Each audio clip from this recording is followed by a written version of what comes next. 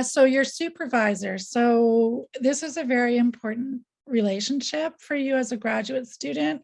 As Anna mentioned earlier on, the supervisor is the individual who will guide you in your program, guide you in your researching and preparing and writing your MRP or your thesis. So it's important to do that work and do that research to identify potential supervisors in the program that you're interested in. So ways to do that is checking again on those program websites under Our People, and there is a list of faculty. So you're looking for someone that's working in your area for the MA program. It doesn't have to be specifically that you're both working on the exact same topic, but somebody, in history, if you're doing a project in Canadian history, you would want to look at potential supervisors that work in Canadian history.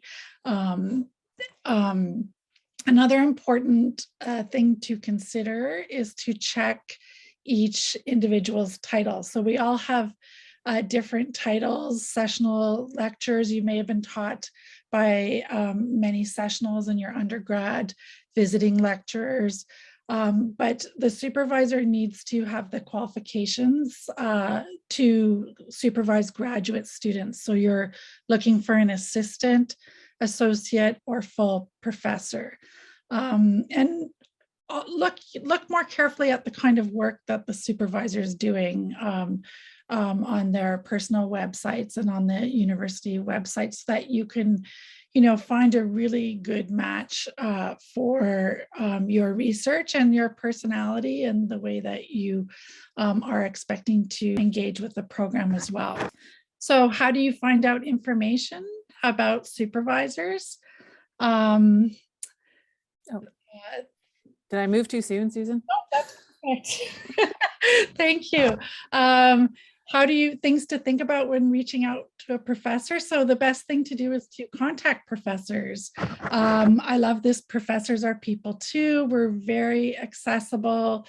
We're really interested in working with graduate students. So don't hesitate to contact individuals. We also want you to choose the best programs for you. So even if you reach out to a number of professors, or you're even looking in other programs, we're still very interested in speaking with you and helping you make the best decision for yourself.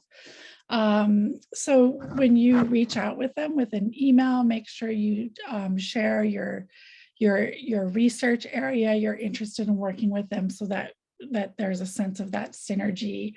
Provide some information about yourself and what your goals are. And it's always really useful to include your CV. And even if you have a draft proposal or statement of intent ready, that's useful to have a look at as well. This is important. Again, it's a long-term relationship, especially in the PhD program. We're looking at 4 or 5 years. In the MA program, it's an important relationship. This is the person that will guide you in your research. So take the time, reach out.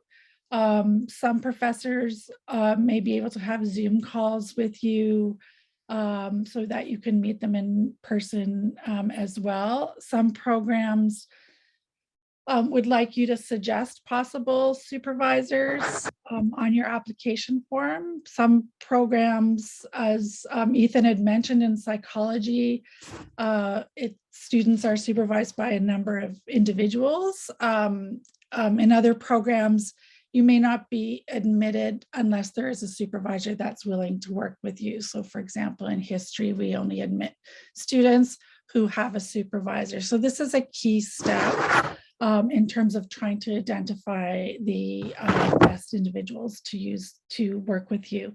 You can also identify more than one person as well. Some applications will ask for your preferred supervisor and alternate individuals as well.